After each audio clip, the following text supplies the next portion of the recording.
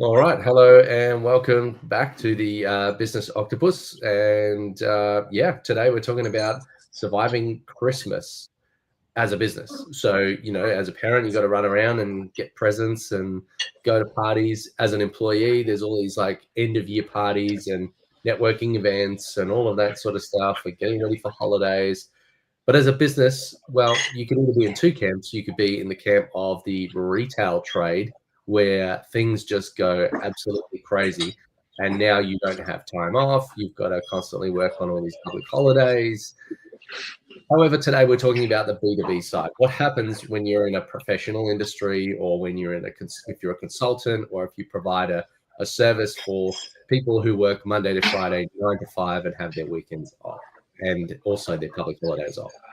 So, yeah, uh, over to you. Look, there's a few ways you can approach it. I think the number one thing with this time of year, coming into this time of year, just be intentional about it. Make some intentional choices. Don't be the person that's just sitting there complaining, oh, all my clients are on holidays, or, my cash flow's dried up. Be intentional. If you're going to take a holiday, decide to take a holiday. If you're going to look for clients overseas, which we'll get into, be intentional about that. If you're going to work on internal projects, just be intentional about it. Decide what your strategy is going to be over the next 2 to 3 months, and then stick to it. But Avon, what's your preference? How do you like to roll during this time of year? Well, I think just sort of go into the problem a little bit more about like what happens for us at that time. Like, normally, people stop making decisions. They're in holiday mode. They've, checked out. And a lot of times, the people that we're dealing with, sometimes it's the owner, and they'll, be, or the founder, and they'll be keen to go no matter what time it is, because, that's what you do when you run your own show. And other times it's employee who might be like, oh, we've got all these other things on. We want to wind down towards the end of the year. We've got, we're busy. We have this party to plan or whatever. And so, maybe we'll do it next year. And so you just don't have the same drive and intent from those sorts of customers, particularly if there's like a board involved or something like that, and for nonprofits. But I think what that causes is a slowdown. So, like, we're busy throughout the middle of the year, absolutely, like, dragged out and like strung out and like tired and just, absolutely full on. Yeah. But then towards the end of the year, around about sort of November, it starts to dip off, and then get to December and it really drops off. And then when people go away for their holidays, we have to then build up again for the following year, because even though people might come back mid-January, now all of those conversations are starting again. So then it takes another, 2 weeks. So it's about mid to late February before projects are actually starting to kick off again. So we have this huge gap at the end of the year. And that's why yes, you have your own team on holidays and things like that. So, it's kind of beneficial, but also you still got to keep paying those wages. You still got to keep paying that rent. You still got to keep paying for all of these fixed costs, which don't go away, even though it's the end of the year.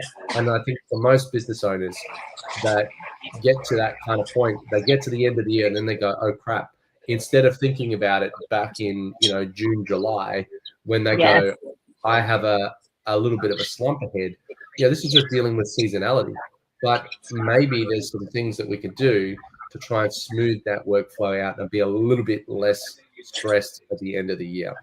So I've got some thoughts, and I know you asked me for those thoughts, but I thought I'd clarify the problem a little bit more. Fabulous work. The first one I would say is try to get recurring revenue, money that doesn't go away based on services. So when you've got services revenue, it's on or it's off, it's hot or it's cold. But when you've got, kind of long-term required service, we do phone and internet services, we've got, memberships, we've got, retainers and things. Some of them, do continue on through the end of the year. So our cash flow at December, January is not zero. It's not as good as June, July, but it's also not zero. And I think that's is just something to spread it out. Another thing would be have money in the bank ready to go, because you've planned ahead. Don't go spending crazy around tax time because you might need that capital. But Exactly. I'm sure you've got a few ideas too. I don't want to hog the mic. No, not at all. So all great ideas. Definitely run with those.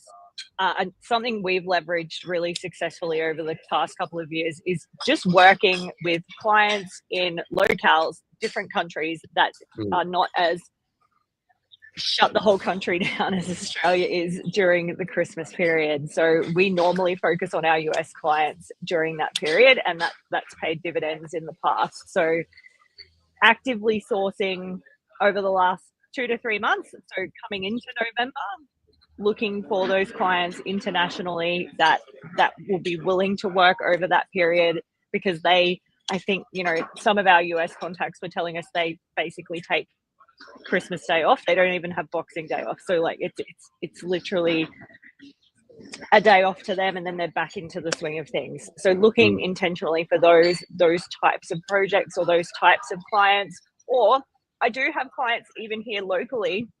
They're fast moving, they're startups, they're just like, yeah, we're just going to push through. So I'm seeing more of that as well. So I think it's easy to fall into the trap of using this time of year as an excuse, because as the old saying goes, in Australia, nothing really kicks off until, after Australia Day. So like basically into February, we go to sleep for that period of time. So basically looking for those opportunities, either clients that do push through, that are still getting things done, or international clients as well. It has been our biggest payoff during this period of the year. Well, I know that, speaking to a lawyer the other day who has exactly the same problem, because the court's shut down, and and they can't get clients internationally because they are only licensed to operate in a certain region. However, it could just be designing your product services structure to have some form of retainer. And if he said, this one particular lawyer, imagine he went to the client and go, I want to go on a monthly retainer that goes throughout the year on a 12-month contract. And because we're doing this 12-month contract, which will run through November, December, January, that your peak time in the year will actually be a lower cost. And so you're spreading the money out across every month in the year.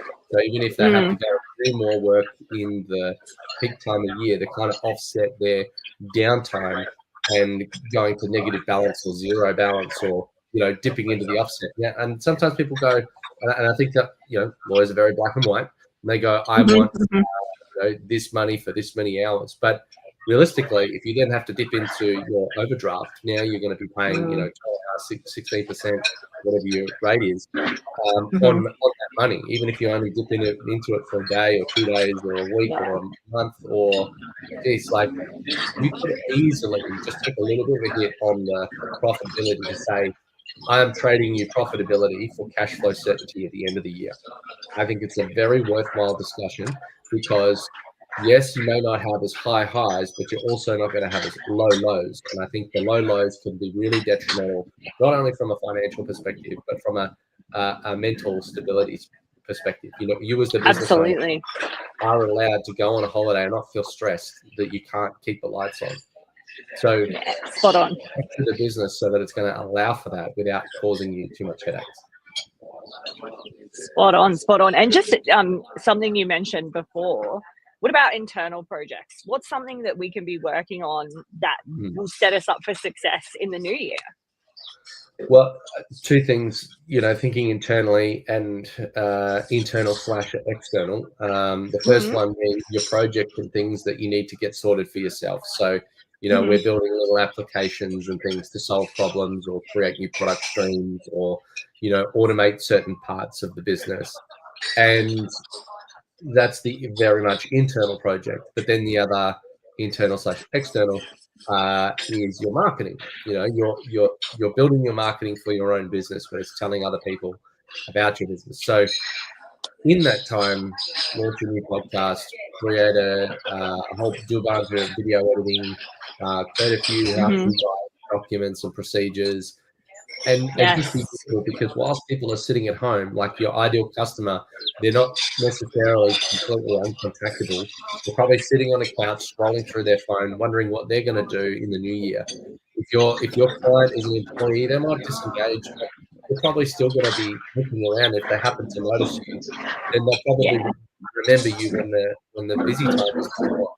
And if it's the founder, they're probably sitting there with the notepad and pen going, what can I do to make it big this next year? They're having the same problem as you, and they're trying to Yes. internally work on their own business. So market hard Mhm. when it feels like it's not worth it, because that's when people are percolating, absorbing, and really contemplating. It's getting time. They're listening to podcasts. Sorry, I'm getting on a rant here, but they're listening to the podcast that they didn't get a chance to listen to that other week or month because they didn't have time to do it. Now they're like in intense So research true. before they do the thing. Yes. Yes, because they've got that time to kind of just sit and breathe, and then they're like, okay, how do I solve for this and this and this and make that happen? Absolutely right. And I'm the same. Like go, hey, I've Yeah. got this problem coming up. I'm just going to research the hell out of it. It may not be a problem right now. Maybe it's like, so say, for example, I want to give out employee share equity. So now I need to research what are the apps that do it? What are the rules? How do I, practically do it? What do I have to do with my shareholder document, and what lawyer do I have to see? And just researching, spending that time contemplating and understanding the environment before you get to that point. I think listening to a podcast is amazing because people use words you've never heard before. Then you start to search terms that are, industry standard. But if they weren't in your vernacular beforehand, it's like that's your unknown unknown. So listening to other people say things and talk about things from their perspective allows you that better research base. So that's what I find that I do at the end of the year. Very good. Anything you'd recommend for those that aren't sure where to start, Aidan? Apart from the Business Octopus. Apart from, okay. There's a couple I listen to. Acquired is really good if you want to understand, how big businesses got to be big businesses. Just really understanding the story. These things go for like 4 hours, and sometimes they're in multiple parts. So if you're on a road trip, it's a good one to listen to. Don't do it late at night because you might fall asleep. But, they talk about the journey of Rolex and how they got to be the world's most popular watch. They talk about how Amazon started from a bookshop and now became, one of the largest global tech providers and online stores. And then also, I listened to another one called My First Million. So one is more about bigger business and maybe that you can use it to invest where you're going. The My First Million is like lots of little ideas and things and threads you can pull on, or like how to think about certain things. And I think how to think about things is more important than, what you're doing. So it might be, like what we're discussing now, how to think about the end of the year. We'll turn it into a positive. How do we restructure the year? So maybe, you have more power and decision in your business than you realize. It's not as though you're a victim of your business. In fact, if you are, you probably, you definitely need to use the end of the year to do that research time where you can go, what levers can I pull? How do I restructure this to make it something I want to do? Like we acquired a business, I hated it. Like I didn't like the structure of it. We redesigned it. We lost a few customers, and now we're like smashing it again. And we're where we want to be. We're not stressed. We're not working hard. So that's, I guess, what you want to try and achieve is get to a position where you can decide what you want, and you're not a victim of the end of the year. Like with Christmas as a business, you're not a victim of that project didn't work, or I spent $1,000 on this and it failed. I think for a lot of small businesses, it takes a bit of time. Again, I'm on a rant. It takes a bit of time to get out of this like little early stage problems, but like for a small business, sometimes it feels like investing in stuff is like putting money on black of a casino, where you've got a damn good chance of losing it, and people stress about that. Or sometimes you need to get positioned where you're not as stressed, where you do a lot of more micro experiments, but it's a way to think. It's not a like you're either successful or you're not. Sometimes you're not successful, but that's just the test. Yeah, and I think when we first start out in business, we're not told that this is going to happen, right? I don't think you can be told. It's like being a parent. You don't get to the manual. Like there's a few books, but no one really knows until they're there. It's experience or driving a car. Lived experience. Yeah, tacit versus explicit learning. Yes. So you can't do it unless you've done it. That's the problem. That's it. So do business, friends. Go do business. That's it. Well, and one way to learn how to do that a little bit better, we do have the Relevate community. We talk about all things to do with entrepreneurship, building networks, and doing it in a way that's not as stressful as it may be for some. So having those other people around you that are going through the same things to talk about problems, issues, concerns, kind of like what we're doing now, but more relevant to you because you're in there and you're asking and interacting. So exactly. I think that's pretty much a wrap. I know you've got a lovely breakfast to consume, so you're on your trips. You know, I'm in the US sometimes, and you're in is it sunny? Is it north? It's just on the sunny coast. On the sunny coast?